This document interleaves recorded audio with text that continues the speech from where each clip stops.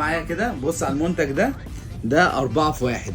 تعالوا نشوف الاختراع الشيك دوت وحلاوه الاختراع دوت. ده سبيكر وشاحن وايرلس، هولدر موبايل. تعالوا نبص نفتح العلبه ونشوف ده بيتكلم عن ايه.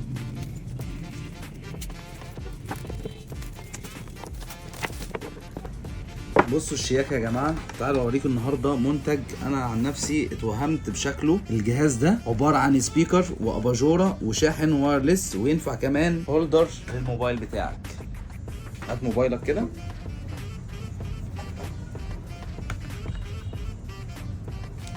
تعالوا بقى نجرب الاختراع ده بيشتغل ازاي. تعالوا نوصله. خلي الشاحن بتاعه تايب سي وبيشحن وايرلس بسرعه 15 واط، وده اعلى سرعه شحن بالنسبه للشواحن الوايرلس. عشان الناس هتسالني هو ازاي مش سريع، لا طبعا اللي بيشحن وايرلس فاهم الكلام دوت. الشاحن ده بص هنا، قرب هنا، بص التاتش ده شياكه وجمال، و3 ليفلات للاضاءه.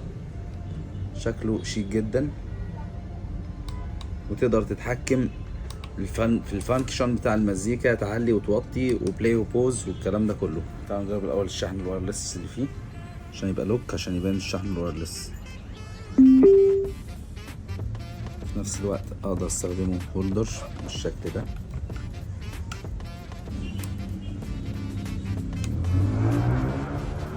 ده اسمه RLS L16.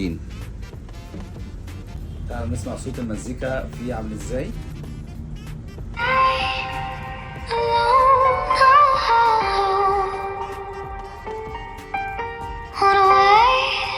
الله على الروقان.